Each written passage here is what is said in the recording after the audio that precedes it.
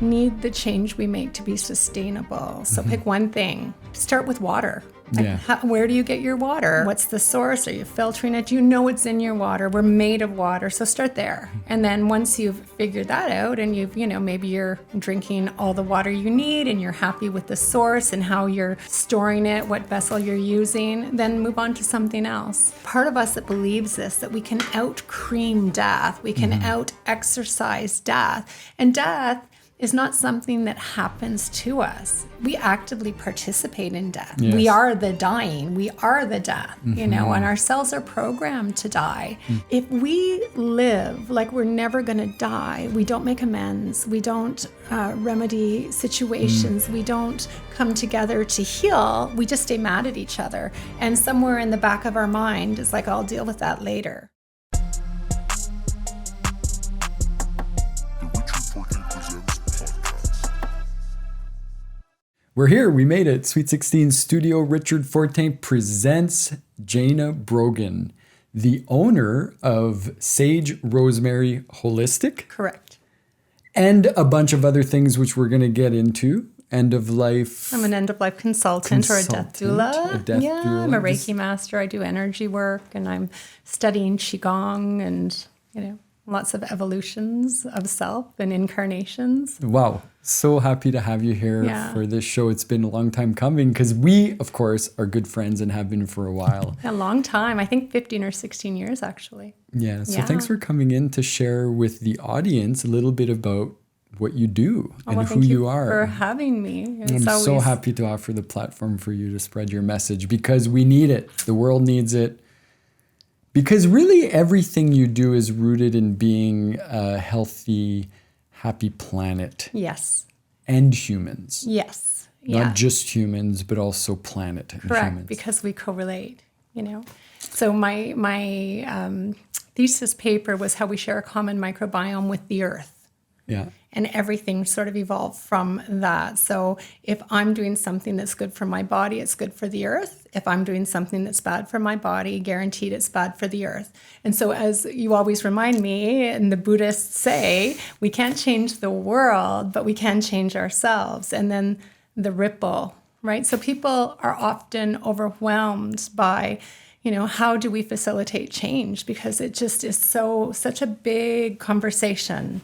And we live in a time where there are not necessarily perfect options yet.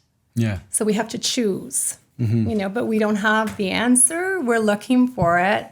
But if we can just not be overwhelmed and focus on our own health, every dollar we spend or don't spend in a certain direction influences change, right? Yeah, that's a good point. I was talking to somebody this morning at coffee who was talking about all the problems in the world and how hard it is to, manage the information we're bombarded with through social media and every other thing. Yeah. And that it doesn't make sense anymore. Nothing seems to make sense anymore. So we were saying, but those are all things we can't control. Right.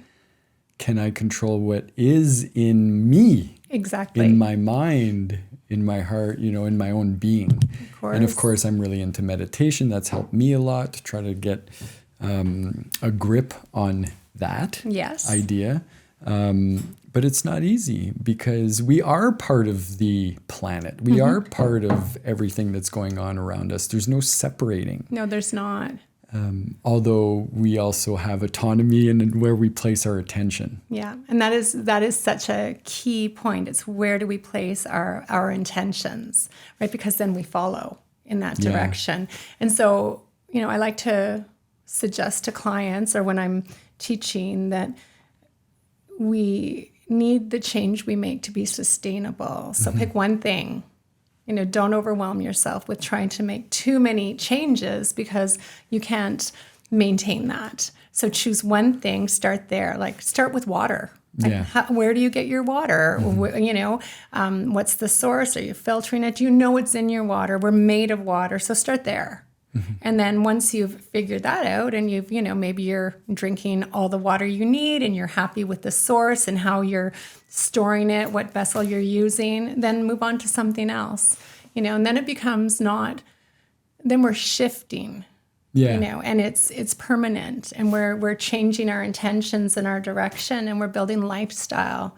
Because if we're not building our life in that direction, it's going to fall apart as soon as there's a challenge. 100%. Yeah, there's resistance. And there's resistance. Yeah. There's resistance to doing everything, anything, even when we know it's healthy. I know, or even trying to, I know we can be even caught up in indecision when we're trying to choose a new laundry detergent now, because this one has no scent, and I would really like scent, and this one is sheet, but there's still plastic in it, and this one meets the requirements of scent and ingredients, but it's in a big plastic container. So some people just say, I can't even wrap my mind around it, and they stay with Tide. Well, just pick one.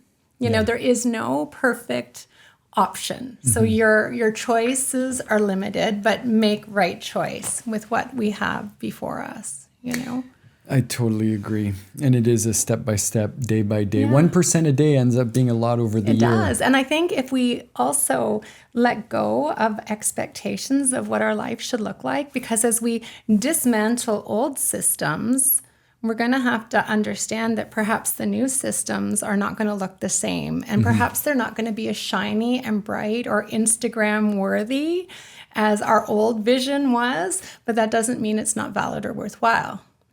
So, maybe you're going to sprout on your kitchen counter, and maybe that's going to be a little messy. But at the end of the day, you're nourishing yourself and your family with organic and non-GMO seeds that are like pennies. It's accessible. We can grow it in this climate. And so we just adjust. So the key is sustainability. The key to sustainability is habitual, internal. We have to create the habits. We do, and we have to just shift our paradigm and let go of our expectations. I think that's my opinion. Yeah, of course. When I have a body product line that's called Conscious Beauty that I use and love, and I'm happy with it. But you're not going to look the way, if you want to look a certain way, and you have you sort of identify with a certain look. This might be a different look, because. And that's okay as long as you are open to that shift in paradigm. It's better for me. It's better for the planet. I'm nourishing myself. Maybe I'm not going to be quite so shiny and bright. Yeah. Right? And beauty is in the eyes of the beholder. Yeah, it truly is. And we literally build beauty from the inside out with everything we put in our body. Because that's how we're building our body, is cell by cell from the inside out. So if you have, if you're full of toxins and your liver isn't working properly, your skin is not going to be vital or vibrant, and it doesn't matter what you put on it. You're just going to be arguing with symptoms forever. But if you can say, I'm into this for the long term, then you can make the adjustments in your skin. You might not even... you don't need much, That's interesting. So you've been a vegetarian for a long time. Vegan, vegetarian? Well, when I became vegetarian, so I'm 52, I just turned 52, and I became vegetarian in North Bay when I was 19 and committed. And then I didn't even know what vegan was at that time in the North. And so I became vegan probably 15 years ago, like strict vegan. Yeah. With the exception of honey. I've always used local honey for medicine. Yeah. But I'm not a strict vegan anymore. Right. So this is what I want to get at. Yeah. What's been the evolution? What shifted your perspective or your habits and your choices now as you're dealing with the consequences of putting in what you've put in and where you're at? Yeah, so just a little backstory. Yeah. I became vegetarian at 19, stopped eating, I stopped eating fish, using fish oils or anything like that. I still ate eggs and cheese. At 23, I was in a head-on collision on the highway, and I, broke my back in 2 places, all kinds of really serious structural damage, head injuries. So I chose my path in that moment that I was going to manage my pain non-conventionally. I didn't like what I saw when I walked myself down the path of conventional pain management, but it never occurred to me that I could live without pain. So I bought into that story. I will always manage pain. And so fast forward to this past summer when all of my injuries really flared, and the normal approach I take to managing my pain was not working. And it lasted for months. My whole summer, I hardly worked. I remember saying to my partner, I suddenly understand why people who live with chronic pain would rather choose death, because it is just unending. I couldn't sleep, I couldn't walk. Anyway. Or they take these really powerful pain relievers and end up addicted. Exactly. Which we're dealing with on a mass scale everywhere, all the place. It's crazy. So I had to turn my clinician's lens to myself and actually look at, start following some of the advice I give to my clients, which is the pain bad enough yet? Are you ready to make some changes? So I actually tested my blood to see where my omega-6-3 ratio was. And ideally it should be 1 part omega-6 to 1 part omega-3. Because if our 6 is skewed, it's a root cause of inflammation in the body, and our cell membranes become rigid. Okay. So I did the blood test, right? So it should be 1 to 1. Yeah. 44 to 1. Wow. I'm going to get that tattooed on me as a reminder. So my 6s, which were in an okay range, but because I had absolutely no omega-3s. So my inflammation was through the roof.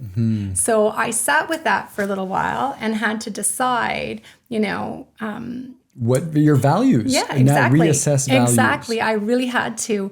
And the story that I had bought into about myself, I'd created this story about who I was. And part of it is like, what are people going to think if suddenly I'm using fish oil? So I really thought about that.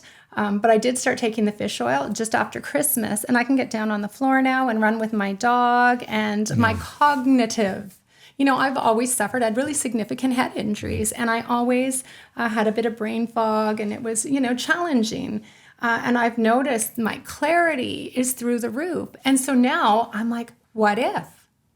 Not that I regret any of my choices or the life I've lived, and you can't live backwards, but now I'm saying, what if it wasn't the accident that has caused the pain and inflammation, but I never even questioned. I bought into that story that I would always live with pain, and I followed it. And I made great choices in many ways, and I'm not maligning my choices. But now that just opened up a whole conversation of always being open, not closing off options or learning, and always being curious about. To keep learning. Yeah. And so that was it really did shift my whole paradigm, even as far as how I, how I address my clients and the kinds of things that I teach when I do workshops. And it's really important that we don't buy into these stories, and that we allow that we are going to evolve and change. Like the point in our life is not to stay the same person. So I'm not. My body has changed. I have different needs. My understanding of the world has also changed. So I'm not the 19-year-old anymore, and issues aren't as cut and dry in my mind now as they were when I was 19. There's not black and white. There's just all these different shades. And so I even started eating local eggs, my neighbor's eggs, and they treat their chickens very well, because I had to remind myself, so why did I become vegetarian and vegan? What was the root of it all? And it's because I love the world. And it's because I care about the earth and the creatures on it. You want to live in harmony with it, not just exactly. And so then dominate it. I had to say, well, what would serve the earth more? Eating tofu and all of these, even organic, that is in plastic, that is shipped in, because they're not made locally. Is that serving my earth? Or is my neighbor's eggs that I eat with no packaging and throw the eggs in the compost and give my neighbor back her container?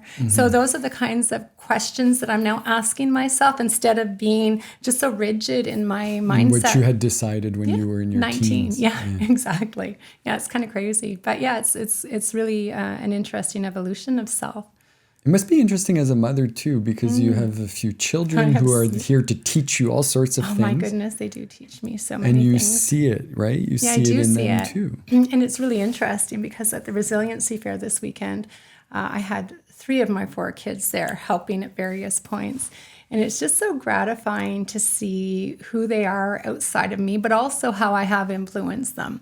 Although there's always a period in their life when they're like you are not a good person, Mom, or we don't value what you value, and you're, archaic or whatever it is, or whatever words they want to use at the time. But then I see them interacting with people, and I see their understanding of my values. So that's really gratifying. Yeah.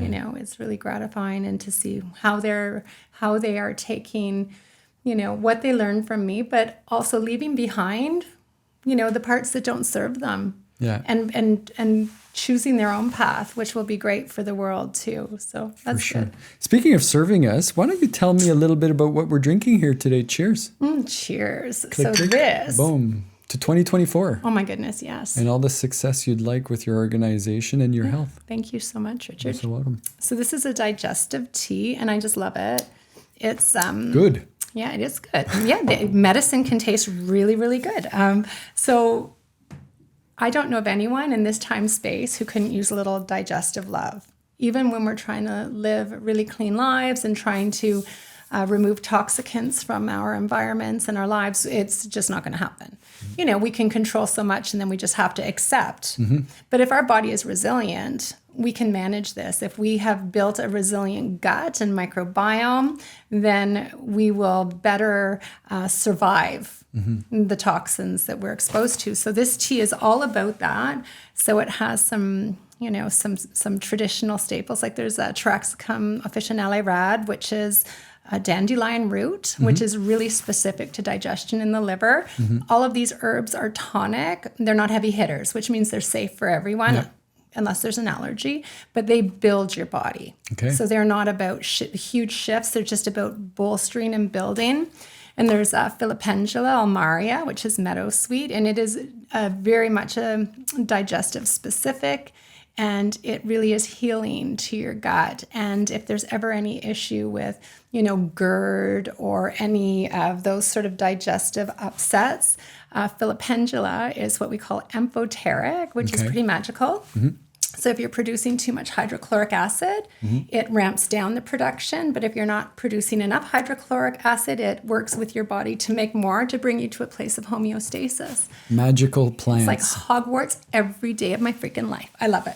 Now, you went back to school to study herbalism. I did. You never stop learning. I never stopped You're like learning. one of those people that just keeps I'm sharing, curious. learning. You're a curious I really person. am curious about life and about the world that I live in. And I really, really love the world and all the sentient beings on it. Like, that's huge for me. So I'm always trying to figure things out and how we can, coexist and just be happy. Well, you said it earlier, harmonize too. Yeah, right? Because we're not going to sing all the same note. No, of course That's not. impossible or not that interesting. No. But we can fit together a little better. Yeah, it's, we can, we should. It would be lovely if we did. Yeah, but I'm hopeful. Well, you're hopeful because you're doing it yourself. Yeah. This is what I keep coming back to is like, don't talk to me about society. I mean, you can talk to me about society, but what can you control? Yeah. What can I do? Did I do the right things for myself this morning that helped me be available and open and receptive and able to hear what's really happening so that I can adjust? Yeah. And I think too, it's about, for me, a big one is integrity. Like because I feel so deeply the way I feel, and because, my choices, I hope, reflect that. Like, I'm always trying to move in a certain direction, but I know when I'm not living my truth, and I have to still look at myself in the mirror, when I'm taking shortcuts or I'm being lazy, because it's, changing your life and building a life the way that I live my life is a lot of work. Truly, it's a lot of work. But because it's not easy, because society likes a quick fix and allopathic. It's like allopathic medicine, which is magic pill that'll fix it all. But guess what? It doesn't. We have to invest. We have to because there's never one answer, Richard. Yeah. It's never one pill, and if there is, it's just symptom managing. So it's it's how do we pull together everyone's pieces, because we all have different pieces we need to pull together depending on our genetics or our lifestyle, our experiences, our personalities. Our environment, we live in Northern Ontario and it was cold this morning. Bloody cold. But you went to walk the dogs. Yeah, I did. I want you to tell this story. We got telling the story before the mics were on, the cameras rolling. But to me, that is in my life, what happened to you this morning is totally the answer. Yeah. Like you're in bed, you're cozy. Oh, I know. I was so warm, and I have a hard time with the cold. Like I'm a cold person. So even this morning, it's like if I'm going out to walk the dogs, I'm putting on snow pants and a parka and my big jackets. And I live in Redbridge. And where I walk them, like there's fields and the wind just howls, right? But I was walking them because they're old and my mother is old and she can't walk them. And so if I don't walk them, they don't get out for a walk. And I really didn't want to this morning. I wanted to make some teas. I was coming here. I wanted to have a shower, but I thought I have to take care of these poor dogs. Yeah. And one of them is recently blind, which makes it just that much more difficult. Anyways, so I was being resentful and a little bit like a martyr, right? Like poor me, but look at, I'll do it. But I was doing it really grudgingly. And then I got outside and suddenly I'm like, okay, thank you, universe. I get the message, and all the deities that I commune with, all the forest creatures, that I talk to, and trees and whoever exists in my lineage.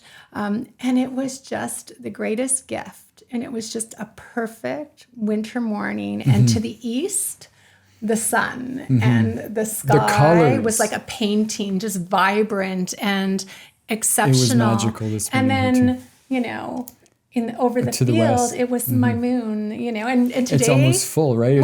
We just it passed is. And today is the planetary influence for Mondays is the moon. So I'm always, talking to the moon in Artemisia. And I went, oh my gosh, and it's Monday, right? And there's the moon. And here I am in all of the glory. And it was like the universe saying, see? Yeah. And then I was so grateful and I slowed down and took my time and didn't resent anyone anymore.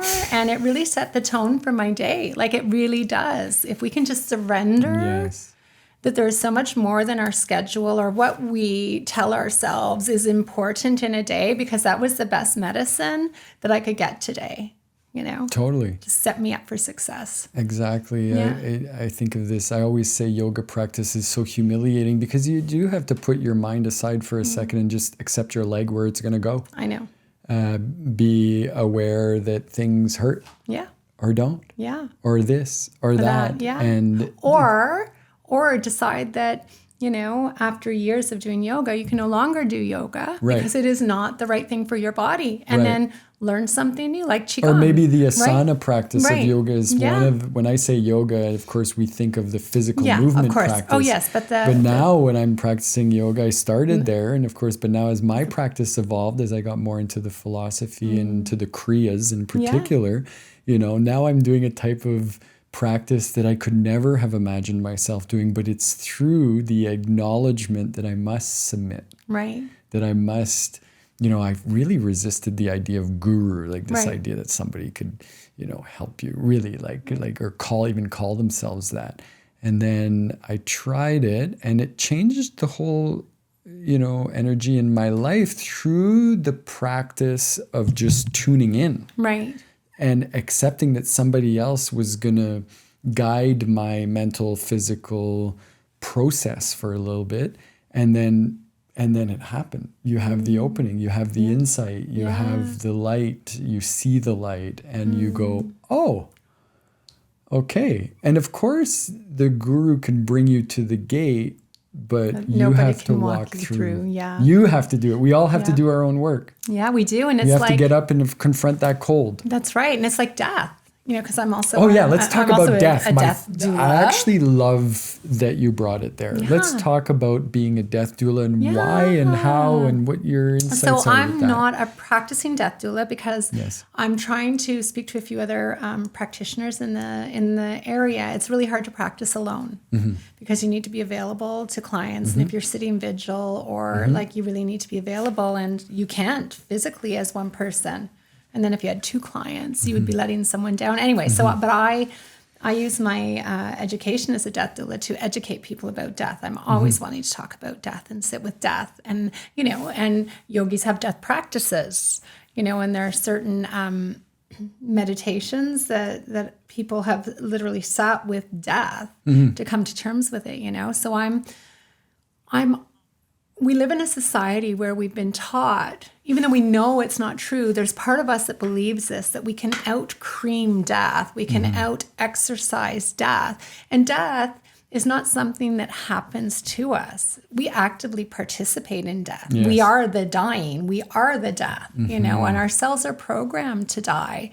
So I sort of came into this when my ex-partner, Jim Harney, ended up with cancer, and he and I were not on good terms when he was diagnosed, and he was a year from diagnosis to death, and it was really, the gifts. I always talk about the gifts that death comes. I always say watching my brother die all growing up. Yeah. He ended up dying of AIDS when I was 21. He was 23. I always say that was the key. That was the blessing in my life that allowed me to see the value of life. Truly, and I'm truly so grateful for that, because it's been everything in my healing process and in my joy and in my bliss and in the other side. But it's only through the dark, the shadow, the death, this the is acceptance. samsara. We live in the sea of eternal suffering, but when we don't fight that, when we can surrender to that, then we get the gifts. Then we see the joy in these moments, of connection and these moments of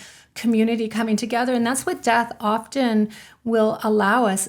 I mean, it's so never... to bring it back to Jim. Yeah. So Jim, yeah. so we used that year somehow to reconcile and just become friends again, which was lovely, lovely, lovely.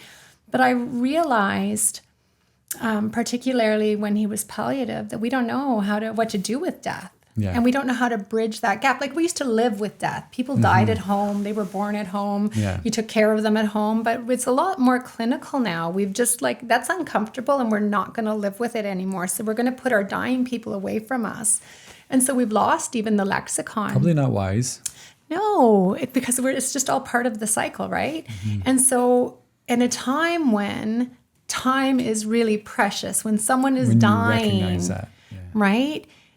It's, first of all, people don't know how to talk to someone who's dying. Yeah. People are afraid. Yeah. It's scary. Yes. And then they miss opportunities, Yes. and they're not present because they're too afraid to be present. And it's, there's a whole process that happens of surrender when someone is dying. And it's also that if we live like we're never going to die, we don't make amends, we don't remedy situations, we don't come together to heal, we just stay mad at each other. And somewhere in the back of our mind, it's like, I'll deal with that later. And when Jim was dying, and we had a pretty acrimonious breakup, and we have a daughter together, I was mad at him and he was mad at me. But when he died, I would have taken back all of the anger, just because it's not worth it. Like, what is the point of that? At the end of someone's life, when you're sitting with someone who's dying, none of that matters anymore. You're just two souls again, right? So why waste all that time? And then people try and resolve things at the very end. Well, someone's dying. It can't be about you and your needs anymore. So people miss those opportunities, or it becomes, so a lot of dysfunction that happens in families after death is because people haven't resolved anything, right? And it's not, obviously sometimes it's about finances, but I don't believe that it really is. I believe often it's about unmet needs and holding on to things and needing to feel important to their parent or whatever. Like, there's a whole bunch of emotional unwinding that has to happen. And it's much easier if we can do it in the moment. Yes. When we're both present and living, And maybe have a guide. Yeah. Maybe have somebody who's not in it. right in this situation to be able to give a little bit of perspective and help us along, which is part of why you wanted to help people with that. Yeah, it is. I wanted to help people, definitely. I wanted to help, certainly, remove some of that pain in those moments, and also allow people to die well. Because if we live like we're dying, like there is our death is easier. If we resolve things and have no lingering, I wish I would have, I should have, whatever it is, it's easier to let go. And it's interesting because people used to go away before they died. Like, people would go to convents, and they would go, or to monasteries, and when their kids were grown and the kingdom was being run by someone else or whatever, but it was like a gentle withdrawal so they could put their spiritual self in order. And we don't have that privilege to do it. So if we're if we're conscious and acknowledge that we are going to die, I always say I would rather dance with death before I get into bed with him. You know, I would like to develop this relationship so it's not so frightening because I'll be dying alone. Yeah. And you will be dying alone. Yeah. You know, born alone, we die alone. Yeah, truly. So it is a very, very personal journey. So we better come to terms with that and just, you know, start practicing it.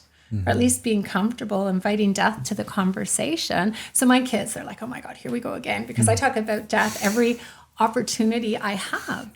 But they're, you know, and yeah, I think until they experience it in a big way, of course, this is just all words that mom says to them. Yeah. But I'm hopeful that like with the food, like with the other things, that they will take what serves them and leaves the rest behind. And but I think it's, you know, brings up all kinds of questions, like societal questions too, like, so who decides who gets to go to hospice? And what happens to people who are on the street when they're palliative? And should anybody die alone unless they specifically choose to? And most people don't choose to die alone, right? Like, so how do we address that? We live in a time when there's crisis, and we see that there are people with a lot of trauma, and they're suffering, and they're homeless, and they have addictions from trauma, and like, so what happens when they're sick and dying? You know, and how are we going to hold space for that? So these are the curiosities I have. Those are big questions, and I don't have the answers, but at least if we start having dialogue. Then maybe a bunch of people, smart people, can come up with some answers. Or we can ask those questions and, like you say, be present when it shows up in our own life and do the best we can. Hold space. At looking at the fear so that we can transcend it. Because I don't think you can transcend it unless you look at it. That's true. And we call it holding space, right? Because often when we're nervous or when something frightens us, we just fill that space. Yes. We're nervous. We fill that space with these inane sort of surface drugs, sex, and alcohol. Yeah. But let's just sit. Can we just sit with it? I will sit with you. And that's part of what death doulas do. We sit. We sit with the family. We hold some of that pain for people. You know? And it's also like, I don't want my kids writing my obituary, thank you very much, or choosing what picture is going to be the last picture anyone ever sees of me. I would like some control of that. So part of what I do is also encourage people, like, let's take care of this now. Wow. Like, write your own obituary. Do you want your tired family who have been up for 3 weeks drinking coffee and crying? Yeah, doing that. And let's remove some of the pressure from them. Let's take care of, like, have your team of people that you're part of my team, right? I asked you that a long time ago because it's too much for the family they should be allowed to just grieve. And it's crazy that we live in a society where how long do we get when someone dies? Like 3 days? Grief lasts for decades, forever. Like, it's limitless. Like, we have, totally 3 days to wrap up a life nice and tidy and just put it away from us? I think that needs to change too. Yeah. But I have a lot of things, I think. It's great. You came up at dinner last night with the family because my mom, we got on this topic. Not knowing we'd be talking about this today, but it's funny because we were talking about this. My mom pulled out what she's written. We read through it together. We literally, and she was parroting a lot of what you're saying and how important it is, but has done it. Good for her. And the irony is we're talking about this and there's zero tension. No. She's completely because owned it is it. How she wants it. And it's her choice. Right. And it takes so much pressure away from you because now you just do what your Thanks, mom wants. Mom. No, truly. I know. And it's like, you know, I live with a mom who loves things and doesn't let go of anything. If you're listening, Mom, I love you, but it's true. And it's like, do your family a favor. Let go. Or ask them, do you want this? Yeah. Or are you not going to want it? Because Katie, my eldest daughter, said to me, Mom, I love you, but if you leave me any of the family antiques, they'll be out on the corner with a sign, free to a good home before you're even in the ground. I'm like, good to know. Because it's a terrible responsibility to bequeath things to people that they do not want. And you make them responsible. Yeah. Like, if my daughter doesn't want to be responsible for my great-grandmother's table that I was made responsible for, They're things, so tidy up your affairs, and your physical affairs, it's important. That's really good advice, Jana. I'm so happy you came in. I know I feel you and I could talk for 3.5 hours. 3.5 lifetimes? 3.5 lifetimes. Yes. We've probably been doing it for lifetimes. I think we've established that. Sure. Yeah. But to end off the podcast, I'd like you to talk about the workshops you're offering, where people find you, what type of services, who really your services are benefiting today, and who might be seeing you for the first time and say, I really need to go have a consultation with Jana or a session or whatever of your services they're drawn to. Right. I'd like you to tell us really right now what you're doing in terms of, because I know you have a workshop coming up. I do have a workshop. Yes, I do have a workshop about circadian rhythm and hormones and precursors. So what do we need in our diet to make sure that we are setting our body up for success, because things don't just happen. If we don't have the right nutrition, if we don't create the right environment, then, we're going to have disordered sleep. We're going to have, unbalanced hormones, and we're up against, a lot of outside influences right now. So what can we do to take some control and to set the tone? So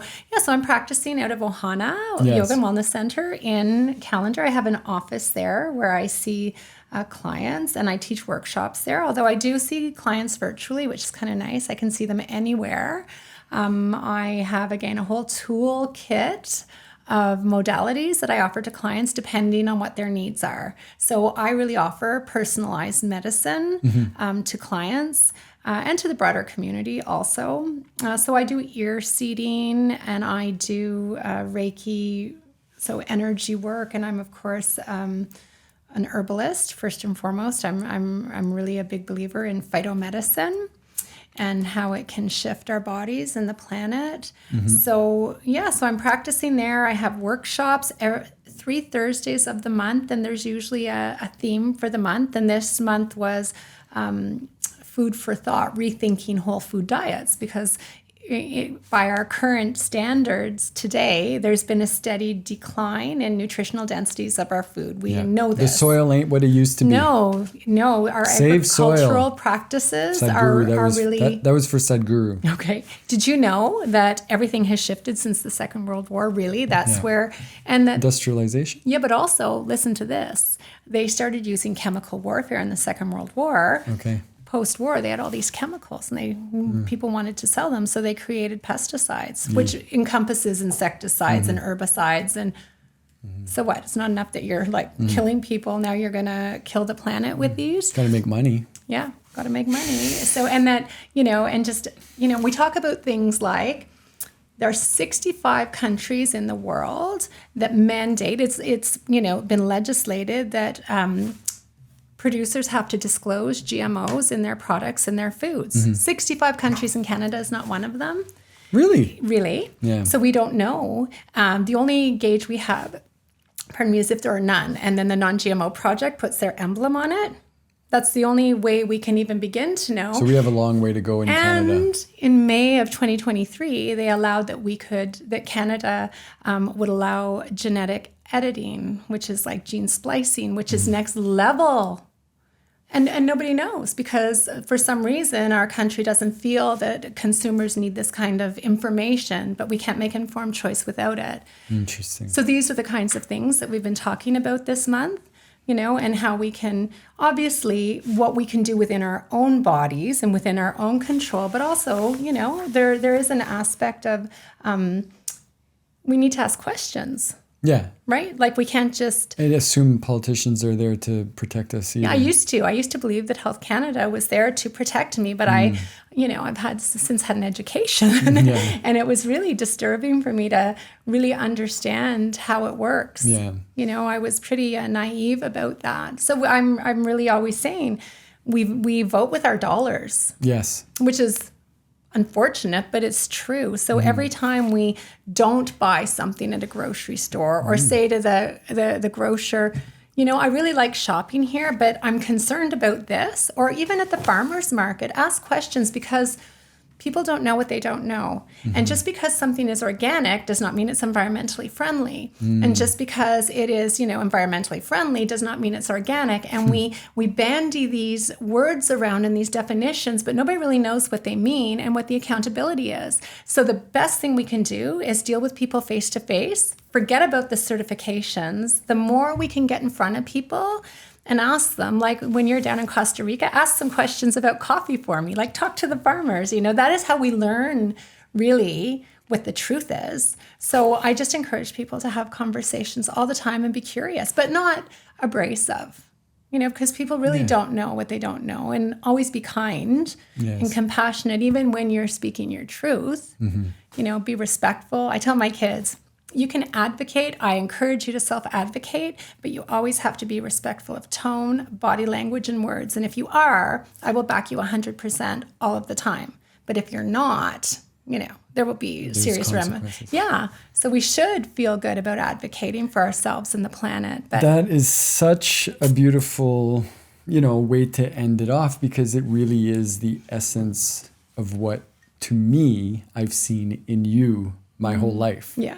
And I'm so proud of the evolution I've seen in you. There has been a bit of an evolution, hasn't there? Well, because you're always at it. You're all, like you said, it's the curiosity. It's beautiful, and I'm just so proud, to consider you such a good friend. And thank I'm you. really happy you came here today. Well, and you have been just such a positive influence on me over the years. I remember being here at the beginning. We were painting walls, but you were saying, Jana, you can't do 4,000 things at once. Choose a direction for your passion and just do it. Yes. And really, I could change that with Richard. Yeah.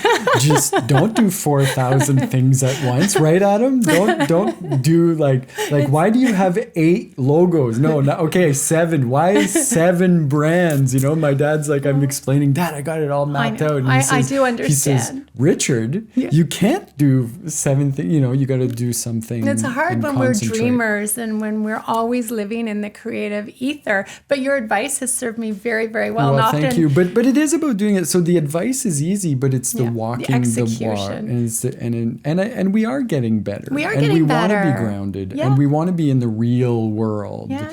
And we're doing the work. And we're doing the work. Surrendering. So we feel the benefit. I know I feel healthy. Yeah, me too. Right now, I'm in a good place. I feel fantastic. You'll feel even more healthy when you're done that tea. I feel it already. It's so yummy. And the more sensitive we get, yes, there's challenges with being sensitive. Yeah. Because it's not easy to feel so much. No. But its reward far outweighs its. And then we risks. leave legacy. And when I'm talking about legacy, I'm not talking about money. I'm talking about what are we leaving for future generations to inherit? Yes. We should always be asking ourselves that question. Is this right action now? And is it going to be right action for my grandchildren? Or 7 generations down as the Anishinaabe. Yeah, and at least, indigenous. Right? We're learning that it maybe is even more the choices that we're making. Sure. Yeah. But there's hope. Here's to hope, There's Richard. Hope. Here's to hope. Here's to hope and being the change. Yeah.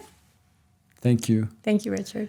This was far too short a conversation for everything that Jana encompasses, but we had to try. And I really, really appreciate everybody checking it out, tuning into the show. And please subscribe. Go follow Jana. Where do we follow you? Where do we find you? So you can find me on Instagram, Sage Rosemary. You can find me on Facebook at Jana Brogan or Sage Rosemary Holistic. Yeah. And I have a website, sagerosemary.ca. Now it's a work in progress, so it's certainly not perfect right now, but it's there. Go find Jana, give her a call, let her help you help the planet. Yeah. And yourself. Yeah.